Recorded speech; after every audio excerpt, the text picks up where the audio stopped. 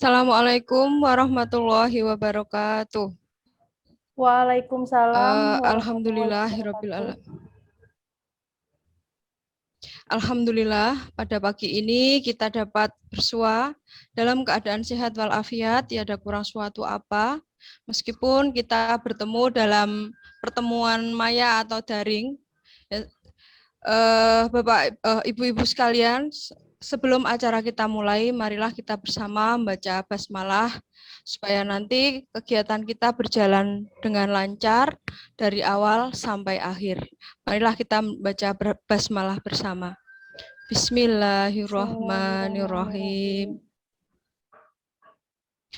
Baiklah, kita mulai acara pagi ini, yaitu simulasi modul ajar yang akan dibawakan oleh Ibu Wiji Penistiani. Waktu dan tempat dipersilahkan. Terima kasih Bu Nuli. Selamat pagi semuanya. Pada kesempatan hari ini saya akan menyampaikan tentang materi modul ajar. Baiklah. Ya, Bu. Ya, Mbak Bani. Konsep modul ajar. Modul ajar adalah sejumlah alat atau sarana media, metode, petunjuk, dan pedoman yang dirancang secara sistematis dan menarik. Jadi, modul ajar merupakan pedoman kita sebagai pendidik dalam melaksanakan pembelajaran di kelas. Oke. Kalau pada kurikulum sebelumnya kita mengenal RPP, pada kurikulum sekolah penggerak ini kita akan mengenal tentang modul ajar. Lalu bagaimana sih cara menyusun modul ajar? Nah, ini kita lihat siklus yang ada di sini. Yang awal ini, yang ada di dalam lingkaran ini adalah profil pelajar Pancasila. Di dalam sekolah penggerak ini, kita harus tahu profil pelajar Pancasila itu apa saja. Di materi sebelumnya, kita tentu sudah mengenal profil pelajar Pancasila. Kemudian, setelah profil pelajar Pancasila sudah kita susun apa saja, kita tuliskan capaian pembelajarannya. Apa itu capaian pembelajaran? Capaian pembelajaran disesuaikan dengan fase kita. Kalau misal kita mengajar di kelas awal, terutama kelas 1, kita mengambil fase A, ya. Kemudian setelah menuliskan capaian pembelajaran, menentukan elemennya, kita mengembangkan lagi menjadi alur tujuan pembelajaran. Kemudian kita akan menyusun modul ajar. Selanjutnya, komponen-komponen yang ada pada modul ajar. Dalam modul ajar ada 3 komponen, yaitu yang pertama, informasi umum, yang kedua komponen inti, yang ketiga lampiran. Pada informasi umum kita ada ini ya subkomponennya lagi. Yang pertama ada identitas sekolah, kemudian kompetensi awal, yang ketiga profil pelajar Pancasila, yang keempat sarana dan prasarana, yang kelima target peserta didik, kemudian yang terakhir model pembelajaran yang digunakan. Kemudian pada komponen inti terdapat tujuan pembelajaran, pemahaman bermakna, pertanyaan pemantik, persiapan pembelajaran, kegiatan pelajaran, asesmen, pengayaan dan remedial, dan refleksi peserta didik dan guru. Kemudian yang terakhir, lampiran, yang terdiri dari lembar kerja peserta didik yang biasa kita sebut LKPD, kemudian bahan bacaan guru dan peserta didik, glosarium, dan daftar pustaka. Baiklah, saya akan memulai dari yang pertama, yaitu informasi umum. Yang pertama ada identitas modul. Apa saja sih isi dari identitas modul? Nah, identitas modul ada yang pertama ini nama penyusun, kemudian institusi, dan tahun berapa penyusunan modul tersebut. Kemudian ada jenjang sekolah, kelas, dan alokasi waktu. Kemudian berikutnya ada kompetensi awal. Apa sih tujuan dari kompetensi awal? Nah, kompetensi awal di sini bertujuan agar pendidik itu tahu kompetensi yang dimiliki siswa sebelum mempelajari topik tertentu. Kemudian berikutnya ada profil pelajar Pancasila. Mungkin ibu-ibu semua di sini sudah paham ya profil pelajar Pancasila. Saya mau tanya nih, mau mengingatkan kembali kepada ibu-ibu, profil pelajar Pancasila itu apa saja ya? Bu Hafni, hafal tidak? Profil pelajar Pancasila itu apa saja ya? Bu Hafni Ya. atau Bu Sukasana? Profil pelajar Pancasila? Ya, profil pelajar Pancasila yaitu 1. Beriman, bertakwa kepada Tuhan Yang Maha Esa dan berakhlak mulia. Ya. 2. Berkebinekaan global. 3. Bergotong royong. 4. Mandiri. 5. Bernalar kritis. 6. Kreatif. Iya, betul sekali. Profil pelajar Pancasila yang sudah kita pelajari itu ada 6 yang tadi sudah disebutkan oleh Bu Hafni, nggih. Kemudian dalam modul ajar ini, profil pelajar Pancasila dimunculkan dalam modul ajar. Tidak harus semuanya, beberapa boleh asalkan ada profil pelajar Pancasilanya yang disebutkan. Kemudian berikutnya, sarana dan prasarana. Sarana dan prasarana meliputi fasilitas dan bahan apa saja yang menunjang dalam pembelajaran. Kemudian ada apa lagi ini? Oh iya, ada target peserta didik. Target peserta didik itu meliputi 3. Peserta didik reguler. Peserta didik reguler di sini merupakan peserta didik yang memiliki kemampuan rata-rata. Kemudian yang kedua, peserta didik dengan kesulitan belajar. Artinya peserta didik di sini memiliki kemampuan di bawah peserta didik reguler yang tadi. Kemudian yang ketiga, peserta didik dengan pencapaian tinggi. Artinya peserta didik di sini memiliki kompetensi atau keterampilan berpikir atas atau berpikir tingkat tinggi seperti yang kita kenal HOTS atau High Order Thinking Skill. Kemudian yang berikutnya ada model pembelajaran. Seperti yang kita laksanakan sekarang ini selama pandemi, kita melaksanakan model pembelajaran PJJ dengan melakukan daring ya, atau bisa juga kalau misal tatap muka kegiatannya kegiatan luring. Kemudian yang kedua ada komponen inti. Yang pertama itu tujuan pembelajaran.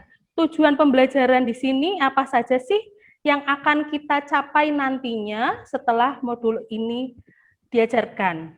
Nah, kemudian yang kedua ada pemahaman bermakna. Dalam pemahaman bermakna, kita dapat mengetahui manfaat apa saja yang akan peserta didik peroleh saat mengikuti pembelajaran. Kemudian yang berikutnya, apa ini? Pertanyaan pemantik. Pertanyaan pemantik di sini diharapkan pada modul ajar tersebut, pendidik yang menggunakan modul ini dapat mengetahui atau menumbuhkan rasa ingin tahu peserta didik. Kemudian kegiatan pembelajaran. Dalam kegiatan pembelajaran yang biasa kita lakukan kalau kurikulum sebelumnya itu RPP ada pendahuluan, isi, penutup, dalam modul ajar ini juga ada kegiatan pembelajaran yang sama berisi tentang pendahuluan, isi, dan penutup. Kemudian ada asesmen.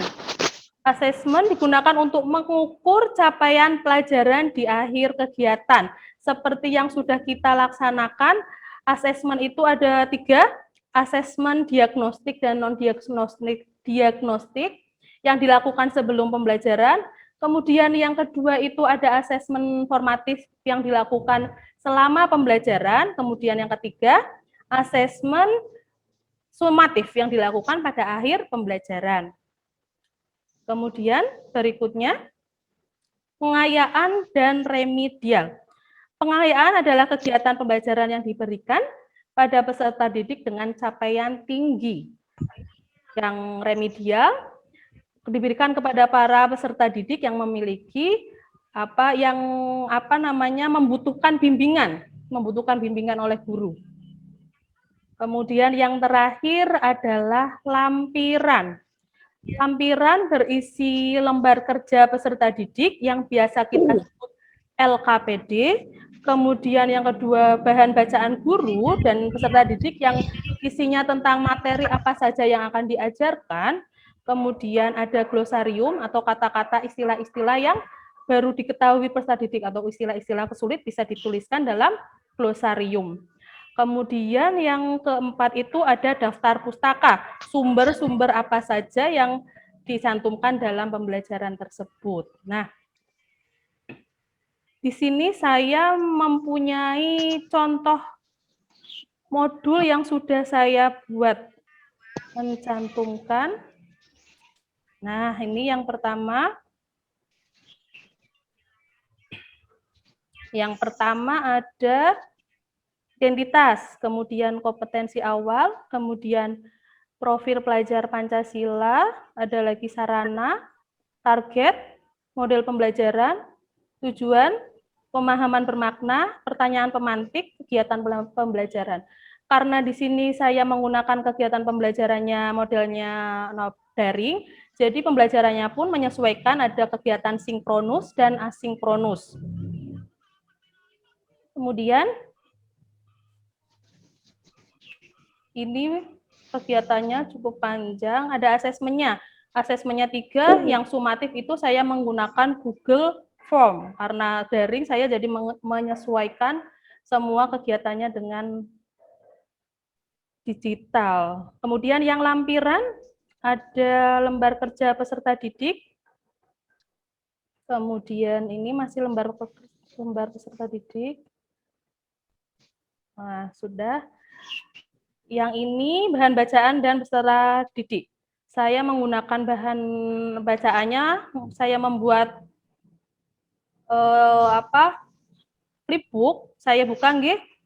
Ini merupakan bahan ajar yang saya buat menggunakan flipbook karena tadi pembelajarannya semua daring, ada sinkronus asinkronus. Saya juga membuat bahan ajarnya menggunakan flipbook biar literasi digitalnya sudah diterapkan pada peserta didik. Ini seperti buku. Nah, bacaannya seperti ini. Seperti itu. Kemudian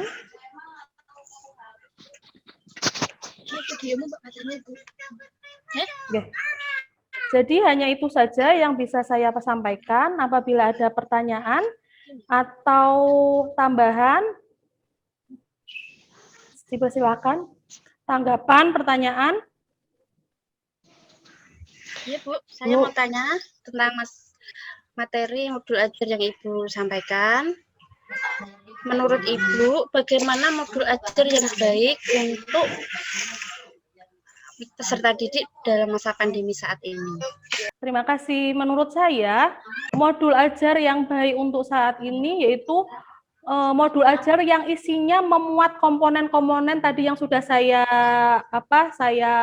terangkan, yaitu meliputi komponen informasi umum, komponen inti, yang ketiga lampiran. Itu komponennya harus ikut semua kalau misal membuat model ajar yang baik. Kemudian apa saja sih yang harus dimiliki modul ajar? Nah, modul ajar harus memiliki yang pertama itu esensial. Kemudian yang kedua itu menarik, bermakna, dan menantang. Kemudian yang ketiga, relevan dan kontekstual. Kemudian yang keempat, itu berkesinambungan. Jadi keempatnya merupakan prinsip dalam penyusunan model ajar, agar modul ajar tersebut terkonsep dengan baik. Seperti yang tadi sudah saya buat modul ajarnya itu juga sudah menyesuaikan dengan pembelajaran saat ini, yaitu pembelajaran daring. Dari kegiatan intinya itu meliputi kegiatan sinkronus dan asinkronus, kemudian daftar hadirnya peserta didik juga sudah menyesuaikan, saya kirimkan melalui Google Form, kemudian evaluasinya juga melalui Google Form, dan tadi bahan ajarnya juga saya membuat ke dalam flipbook. Jadi menyesuaikan dengan kondisi saat ini. Daring saya ikutkan semuanya itu berbasis digital. Seperti itu, Ibu. Ya, terima kasih Bu Pici atas jawabannya. Iya. Sekarang saya punya kuis untuk ibu-ibu. Kita main kuis dulu ya. Oke, Sudah terlihat? terlihat. Oke, terlihat. Ya. Sekarang kalau nanti saya akan memberikan 5 pernyataan. Kalau benar, jawabannya benar, kita tandai seperti ini, O. Kalau salah, tandanya X. Siap ya Ibu-Ibu ya? Siap? Bu Nuli juga boleh ikut kok. Oke, siap. Soal yang pertama. Pernyataan pertama, modul ajar memuat sejumlah atau sarana media, metode, dan pedoman yang dirancang secara sistematik dan menarik. Benar atau salah? Kita cek jawabannya ya, benar atau salah? Betul ya? Iya, betul sekali. Soal yang kedua. Nah, pernyataan kedua. Komponen modul ajar terdiri dari pengetahuan, sikap, dan keterampilan. Benar atau salah? Salah, Bu. Bagaimana yang lain? Benar atau salah? Ada 2 jawaban, ada yang menjawab benar, ada yang menjawab salah. Kita cocokkan ya. Coba yang benar dulu. Nah, salah berarti ya. Tadi kan sudah diterangkan komponen modul ajar itu apa saja, Ibu?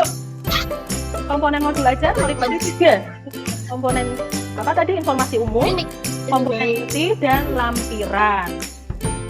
Kemudian pernyataan yang ketiga. Pengayaan diberikan peserta didik yang membutuhkan bimbingan. Benar atau salah?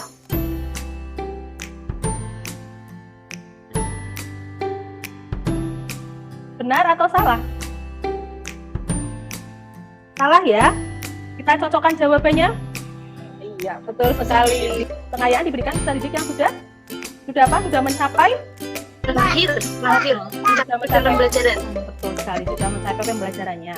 Kemudian soal keempat nih, ada pernyataan lagi.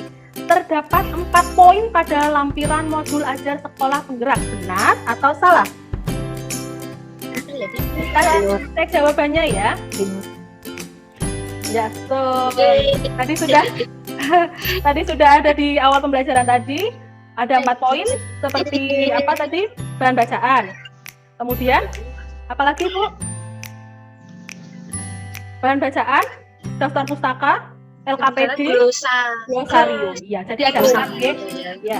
Kita lanjutkan pernyataan yang terakhir. Tujuan pembelajaran dalam modul ajar mencerminkan hal-hal penting yang ingin dicapai. Benar atau salah? Salah. Salah. Salah. Kita jawab salah dulu. Coba kita cocokkan benar atau salah. Nah, salah ya. Berarti jawabannya benar. Oh, benar. Seru sekali ya Ibu-Ibu ya. Nah, demikian yang dapat saya sampaikan tentang modul ajar, terutama komponen-komponennya. Selebihnya saya kembalikan lagi kepada moderator. Silakan Ibu Nuli. Baiklah, kita sudah mendengarkan pemaparan yang begitu jelas dari Bu Wiji tentang modul ajar yang meliputi beberapa komponen yang harus ada untuk membuat sebuah modul ajar pada sekolah penggerak. Ya, semoga nanti kita bisa membuat modul ajar yang baik untuk sekolah penggerak setelah pembelajaran ini. Demikian acara simulasi pada pagi hari ini. Marilah kita baca hamdalah bersama-sama. Alhamdulillahirabbil alamin. Demikian simulasi pagi ini. Apabila ada yang kurang berkenan, mohon maaf. Wabillahi taufiq wal hidayah. Wassalamualaikum warahmatullahi wabarakatuh. Waalaikumsalam warahmatullahi wabarakatuh.